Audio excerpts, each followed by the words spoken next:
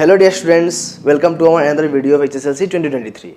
So students, I hope कि आप सबको पता है कि हमारे चैनल पे ऑलरेडी 6 वीडियोस अपलोड हो चुके हैं इस सीरीज़ के ऊपर। तो जिन लोगों ने अभी तक वो सब वीडियो नहीं देखा है वो मैं डिस्क्रिप्शन बॉक्स में जाके देख सकते हैं, वहाँ पे मैंने सभी वीडियोस का लिंक मेंशन किया है। ठीक है, तो आज का जो हमारा वीडियो है वो 7th वीडियो है और हमारा चैप्टर भी 7 है। ठीक है, जो कि है हमारा कोऑर्डिनेट जियोमेट्री।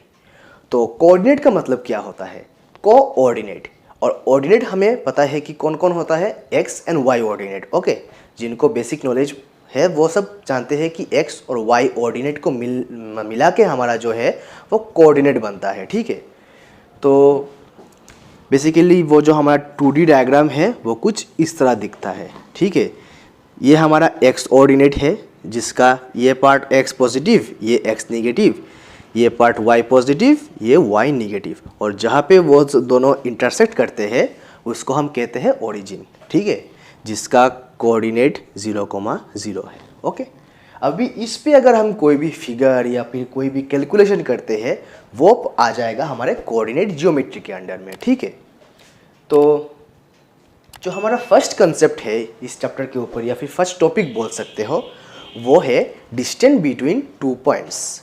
ठीक है, तो डिस्टेंस बिटवीन 2 पॉइंट्स में जाने से पहले एक सिंगल पॉइंट का डिस्टेंस हम निकाल लेते हैं। मतलब हम एक सिंगल पॉइंट का पहले तो कोऑर्डिनेट कैसे फाइंड करते हैं, फिर हमारा जो ओरिजिन है उससे हम उसका डिस्टेंस कैसे निकालेंगे वो पहले देख लेते हैं। ठीक है, तो अभी मान लो कि हमारा एक पॉइंट P, ठीक है, ये हमारा एक पॉइंट है P, वो इस क्वाड्रेंट पे लाई करता है। ठीक है, अभी हमें इसका पहले तो कोऑर्डिनेट फाइंड करना है, फिर ओरिजिन से इसका डिस्टेंस फाइंड करना है। ठीक है, तो अभी मान लो कि मैंने पूछा कि आप 0 से P तक कैसे जा सकते हो, तो आप में से बहुत से लोग ये बोलेंगे कि हम 0 से P तक डायरेक्ट स्ट्रेट लाइन में जाएंगे, पर ये वाला सही आंसर नहीं है। ठीक है, अब हम पहले क्या करेंगे, 0 से स्टार्ट करेंगे, यहाँ से यहाँ तक आएंगे, फिर हम ऊपर जाएंगे, फिर हमें P मिलेगा। ठीक है, लाइक जो हमारा जो बचपन में गेम था ना, पैकमैन। अब वैसे बहुत से लोगों ने ये वाला गेम तो खेला है, मैंने भी खेला है, मुझे मतलब मेरा फेवरेट था। ठीक है, पैकमैन जो है उसमें क्या होता था, वो ऐसे ऐसे ऐसे ऐसे भूल भुलैया टाइप होता था, और हमारा जो कैरेक्टर है कुछ इस तरह दिखता है। वो अपने खाने की तलाश में यहाँ से यहाँ कुछ मतलब पर्टिकुलर पाथ्स को फॉलो करके, और उसको भी खाने के लिए कुछ घोस्ट होते हैं ना, तो वो मतलब एक दूसरे के पीछे रहते हैं। तो मान लो यहाँ पे खाना वो ब्लिंक किया तो वो यहाँ से क्या जाएगा, यहाँ से यहाँ आके वो खाएगा, फिर मान लो फिर से यहाँ पे, मतलब मान लो यहाँ से आया तो वो फिर से बैक नहीं कर सकता, वो फिर से यहाँ से आएगा, फिर यहाँ पे कोई एक पर्टिकुलर पाथ को फॉलो करके फिर से आएगा।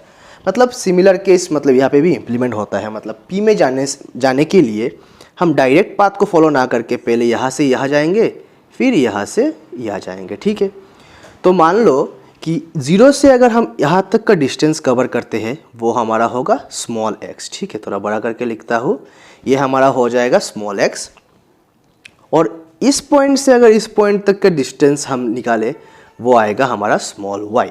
ठीक है, तो मतलब कंप्लीट जो हम लिखेंगे वो होगा P पॉइंट का जो कोऑर्डिनेट होगा वो होगा x, y। Okay, x, y एक पॉइंट का कोऑर्डिनेट होता है, जिसमें जो फर्स्ट होता है वो होता है x का, और जो सेकंड एलिमेंट या फिर पॉइंट एलिमेंट होता है वो होता है y का वैल्यू। ठीक है, तो अभी तो हमारा P का कोऑर्डिनेट निकल गया। अगर हम P का 0 से डिस्टेंस निकालना चाहे तो हम कैसे करेंगे? ठीक है, तो बच्चों ये जो हमारा डायग्राम है वो आप लोगों को किस फिगर का मतलब याद दिला रहा है? ये एक राइट एंगल ट्राइंगल है जिसका हमें बेस पता है और परपेंडिकुलर पता है। तो हमारा जो हाइपोटेन्यूज होगा वो क्या होगा, सिंपली x² प्लस y²। तो ये तो हमने हमारा जो ट्रिकोनोमेट्री का और ट्राइंगल का जो नॉलेज है वो मिला जुला के हमने लिखा है। ठीक है, अभी अगर हम इसको ऐसे लिखे कि distance between O and P, तो हम इसको कैसे लिख सकते हैं? P का कोऑर्डिनेट क्या है? x है, 0 का क्या है 0,0, तो x माइनस 0 का स्क्वायर प्लस y माइनस 0 का स्क्वायर, और 0 का कोई वैल्यू नहीं होता मतलब x square plus y square. तो ये वाला जो फॉर्मूला है वो ओनली एप्लीकेबल है ओरिजिन अगर बोला जाए, मतलब ओरिजिन से किसी भी एक पॉइंट का जो डिस्टेंस होता है वो simply x square plus y square, मतलब जो पॉइंट गिवन है उसके कोऑर्डिनेट, मतलब पहले वाले का वैल्यू स्क्वायर प्लस सेकंड वाले का वैल्यू का स्क्वायर, ठीक है। तो ये वाला जो पार्ट था हमारा वो सिर्फ एक पॉइंट और ओरिजिन के लिए था, ठीक है। अभी अगर हमारे पास 2 पॉइंट गिवन है तो हम इसको कैसे निकाल सकते हैं, ठीक है। मतलब अगर हमारे पास P और Q 2 पॉइंट्स है और दोनों का मतलब कोऑर्डिनेट अलग अलग है तो हम इसको कैसे निकालेंगे वो पहले देख लेते हैं, ठीक है। तो फिर से हमने यहाँ पे हमारा जो कार्टेशियन कोऑर्डिनेट है वो ड्रॉ कर लिया है, ठीक है। अभी हम 2 पॉइंट को इम्प्लीमेंट करेंगे जो कि है P x1, y1 and Q x2, y2। अभी इन 2 पॉइंट्स के बीच हमें डिस्टेंस निकालना है, सिंपल, ठीक है। तो ये ज्वाइन नहीं हुआ है। अभी इन 2 पॉइंट्स के बीच हमें डिस्टेंस निकालना है। तो हमने पहले क्या देखा था कि जब ओरिजिन होता है तो क्या होता है, मतलब दोनों पॉइंट्स का कोऑर्डिनेट्स का माइनस फिर स्क्वायर, ठीक है। तो हम अगर पी क्यू का डिस्टेंस निकाले तो क्या होगा, सिंपल x1 माइनस x2 का whole square plus y1 minus y2 का होल स्क्वायर, ठीक है। तो ये हो गया हमारा जो अगर 2 पॉइंट्स गिवन रहते हैं तब हम इसको यूज़ करके किसी भी क्वेश्चन को सॉल्व कर सकते हैं, ठीक है। तो हम इस वीडियो में कोई एक मतलब सिंगल प्रॉब्लम भी सॉल्व नहीं करेंगे क्योंकि आसान सा चैप्टर है। इसका अगर कोई भी क्वेश्चन आता है तो हम इजीली सॉल्व कर सकते हैं, ठीक है। तो इसमें हमें कोई पर्टिकुलर प्रॉब्लम सॉल्व करने की ज़रूरत नहीं। अभी हमारे इस चैप्टर का एक और इम्पोर्टेंट टॉपिक है, वो है सेक्शन फॉर्मूला। तो सेक्शन फॉर्मूला बेसिकली क्या है, हमारे पास 2 पॉइंट्स गिवन होंगे, 2 पॉइंट्स को मिला के जो लाइन फॉर्म होगा उसको डिवाइड करने वाला जो पॉइंट है उसका हमें कोऑर्डिनेट फाइंड करना है। ये सिंपल सा कंसेप्ट है इस टॉपिक का, ठीक है। तो मान लीजिए P और Q को डिवाइड करने वाला जो पॉइंट है वो है R, उसका कोऑर्डिनेट है x, y, ठीक है। और इसने PQ लाइन को किस रेशियो में डिवाइड किया है, m:n। किसी बुक में m1 m2 भी लिखते हैं तो वो अपने आप मतलब आप लोग अपने आप के हिसाब से लिख लेना, ठीक है। तो अभी इसका जो फॉर्मूला होगा, मतलब पहले फॉर्मूला में जाने से पहले अभी हमें जानना पड़ेगा कि ये जो सेक्शन फॉर्मूला है वो चाहता क्या है हमसे। देखो सेक्शन फॉर्मूला में जो P और Q जो गिवन पॉइंट्स दिए होते हैं वो हमारे फिक्स्ड पॉइंट है, ठीक है। और जो पॉइंट उन दोनों को डिवाइड करता है, मतलब 2 लाइन, मतलब वो गिवन लाइन को डिवाइड करता है, उसका हमें कोऑर्डिनेट निकालना है। मतलब सिंपल सी बात है, P और Q का जो पॉइंट है वो हमारे पास फिक्स्ड पॉइंट मतलब गिवन रहेगा और हमें R का निकालना है। मतलब R हमारे पास जो है आर्बिट्ररी वैल्यू है, और M और N तो वो पूछा ही, मतलब क्वेश्चन में बोला ही जाएगा क्योंकि रेशियो के बिना हम कैसे कर सकते हैं, ओके। तो हमें क्या निकालना है, अल्टीमेटली x निकालना है और y निकालना है, ठीक है। तो x और y निकालने के लिए पहले तो हमें जानना पड़ेगा कि R ने PQ को इंटरनली डिवाइड किया है या फिर एक्सटर्नली डिवाइड किया है। तो पहले केस में हम मान लेते हैं कि इसमें इंटरनली हुआ है, ठीक है, इसमें इंटरनली हुआ है।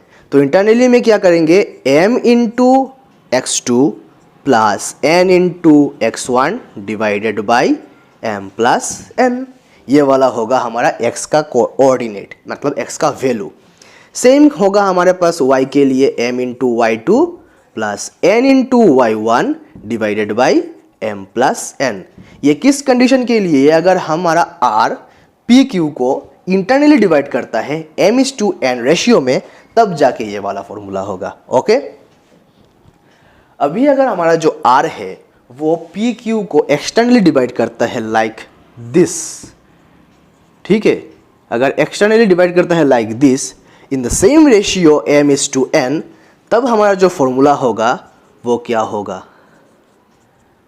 लेट्स सी, ठीक है। तो ये वाला कंडीशन किसके लिए, एक्सटर्नली,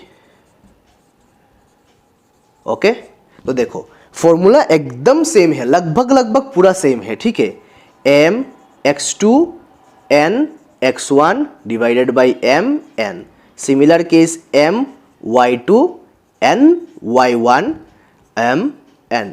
पर जो बीच वाला साइन है वो इंटरनली के लिए प्लस होता है, एक्सटर्नली के लिए सिर्फ माइनस होता है, बाकी पूरा फॉर्मूला सेम।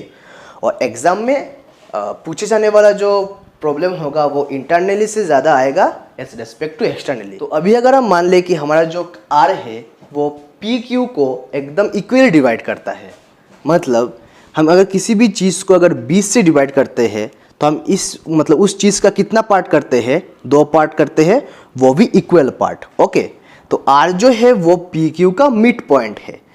तो M क्या होगा हमारा 1 और N क्या होगा हमारा 1, मतलब 1:1 रेशियो में, मतलब इक्वल डिवाइड क्या है, मतलब 1:1 रेशियो में डिवाइड किया है। तब हमारा जो x का वैल्यू होगा वो होगा 1 + 1 ऊपर सिर्फ x2 + x1। और अगर आपको थोड़ा कन्फ्यूजन हो रहा है तो 1 × x2 + 1 × x1, और अल्टीमेटली क्या आएगा answer x2 + x1 divided by 2, या फिर आप x1 + x2 भी लिख सकते हो। सिमिलर केस y के लिए y2 + y1 डिवाइडेड बाई 2। तो ये वाला कंडीशन सिर्फ अगर r हमारा PQ को एकदम 20 से डिवाइड करता है, मतलब इक्वल पार्ट्स में divide. Now we move to our last topic जो कि है area under the Cartesian coordinate, ठीक है, और area of triangle under Cartesian coordinate, मतलब ट्राइंगल के लिए ऊपर, मतलब ट्राइंगल के ऊपर ही ये वाला कंसेप्ट डिपेंड करता है। ओके, तो पहले अगर मैं आप लोगों को पूछूं कि एक ट्राइंगल का बेस और ऑल्टीट्यूड मतलब हाइट आप लोगों को दिया गया है, आप उसका एरिया कैसे निकाल सकते हो? आप सिंपल क्या लिखोगे, half into base into height, ठीक है ना। और ये सही भी है, ठीक है, क्योंकि इस ऐसे वाले प्रॉब्लम के लिए ये तो फॉर्मूला सही है, ठीक है। अभी अगर मैं आपको यहाँ पे एक ट्राइंगल ड्रॉ करके बोलूँ कि इस वाले ट्राइंगल का आप एरिया फाइंड करो, आप क्या करोगे? ना ही आपको उसका बेस पता है, ना ही आपको इसका हाइट पता है, तब इसको मतलब आप इसका वैल्यू कैसे निकालोगे, मतलब एरिया निकालोगे कैसे? देखो, ये कार्टेशियन प्लेन के ऊपर है, ठीक है। तो कार्टेशियन प्लेन के ऊपर अगर कोई भी एक डायग्राम है तो उसका जो हर एक वर्टेक्स होगा उसका कोई ना कोई एक कोऑर्डिनेट होगा। तो मान लेते हैं कि ये हमारा A है, ये हमारा B और ये हमारा C है। तो यहाँ पे x1, y1, ये x2, y2 और ये हमारा x3, y3। तो ऐसे वाले केस में हमारा जो ट्राइंगल होगा ABC, उसका एरिया क्या होगा? ट्राइंगल ABC का एरिया होगा हाफ। हाफ कहाँ से आया? ये हमारे फॉर्मूला में हाफ था, ठीक है। हाफ x1, जब हमने x1 प्लॉट किया तब हम y1 नहीं प्लॉट कर सकते, मतलब y1 को छोड़ के जो बाकी है y2, y3 उसको लिखना पड़ेगा, मतलब y2 माइनस y3। फिर x2 अगर प्लॉट करेंगे तो हम y2 नहीं लिख सकते, तो y3 माइनस y1। और लास्ट में जब हम x3 प्लॉट करेंगे तो हम y3 नहीं प्लॉट कर सकते, उसको छोड़ के y1 माइनस y2। एकदम आसान सा फॉर्मूला था ना, उस पे अगर हम हमारे गिवन पॉइंट्स को बिठाएंगे तो हमारा एरिया आ जाएगा। ओके, अब इस कंसेप्ट को यूज़ करके और भी क्वेश्चंस पूछे जाते हैं। लाइक हमारे पास मतलब हमारे बुक्स में भी कुछ प्रॉब्लम्स है जो कि हमारे पास 3 क्वेश्चंस मतलब 3 पॉइंट्स दिए होंगे coordinate x1 y1 x2 y2 x3 y3, ठीक है। अभी हमें पूछा जाता है कि वो 3 पॉइंट्स कोलिनियर है या नहीं चेक करने के लिए। ओके, तो आप कैसे करोगे? ठीक है, तो हमने जो सीखा था बचपन में वो क्या सीखा था? AB plus AC equal to AB plus AC नहीं, AB प्लस BC अगर AC होता है तो हम कह सकते हैं कि हमारा जो 3 पॉइंट्स है वो कोलिनियर है। तो ये तो बच्चों वाला कंसेप्ट है ना। अभी हम 10th का मैट्रिक मतलब HSLC देने जा रहे हैं, तब हमें थोड़ा तो यूनिकनेस लाना पड़ेगा। ओके, तब हम क्या करेंगे, उसको मतलब इस फॉर्मूला को यूज़ करके हम देखेंगे कि हमारा जो 3 पॉइंट्स है वो कोलिनियर है या नहीं, ठीक है। ध्यान से सुनना, बाद में आप लोगों को ट्रिक्स बता दूंगा कि मतलब एकदम कम टाइम में कैसे करेंगे। ओके, तो अगर आपको 2 या 3 मार्क्स के लिए पूछा जाता है तो आप इस फॉर्मूला को यूज़ करके कोलिनियर कैसे प्रूफ करोगे। देखो, ये हमारा ट्राइंगल है, इसीलिए इसका फॉर्मूला हमने एरिया के लिए यूज़ किया। ओके, तो ट्राइंगल का एरिया कब ज़ीरो होगा? आप लोगों को मैंने पूछा कि ट्राइंगल का एरिया कब ज़ीरो होगा, कब ज़ीरो होगा।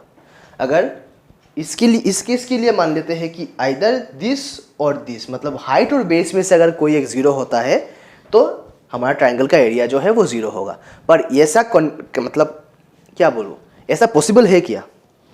बेस या हाइट ज़ीरो होना पॉसिबल है क्या? मान लीजिए हमारा जो ट्राइंगल है, ये जो हमारा ट्राइंगल ड्रॉ किया था, उसका बेस सेम है, मतलब बेस ही रहेगा, मतलब बेस मान लो b है, ठीक है, और इसका हाइट नहीं है, हाइट ज़ीरो है। हाइट ज़ीरो अगर होगा तो ये दो लाइन क्या ड्रॉ कर सकते हैं? नहीं ना। तो अगर इसका हाइट ही नहीं है तो b जो है सिर्फ बेस रह जाएगा, और अल्टीमेटली ये क्या है?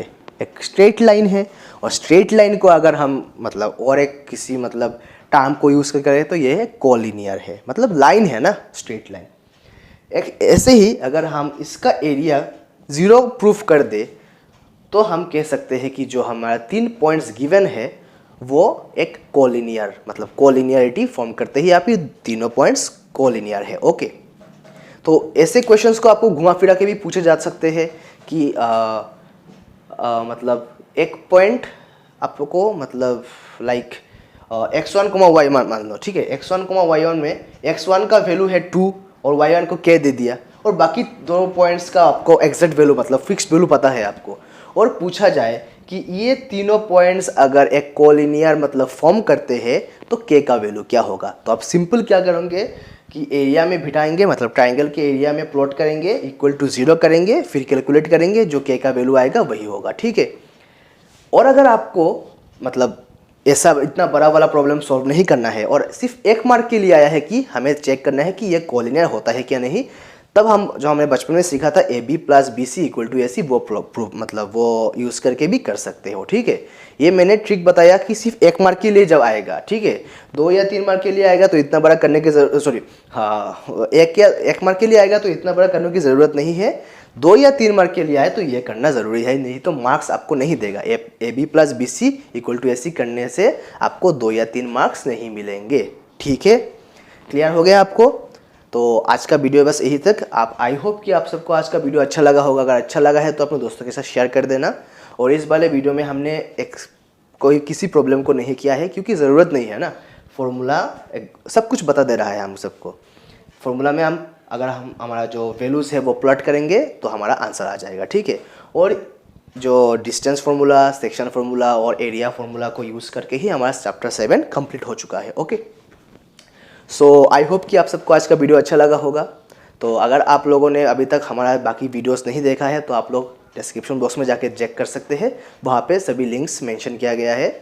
और अगर आप इस चैनल पे नए हैं तो इस चैनल को सब्सक्राइब करके बेल आइकन को दबा देना और ऑल पे क्लिक कर देना, क्योंकि सबको नोटिफिकेशन नहीं मिल रहा मैंने सुना है, तो आप लोग ऑल पे ज़रूर क्लिक कर देना। सो आज के लिए बस इतना ही। Thanks for watching, bye bye, thank you.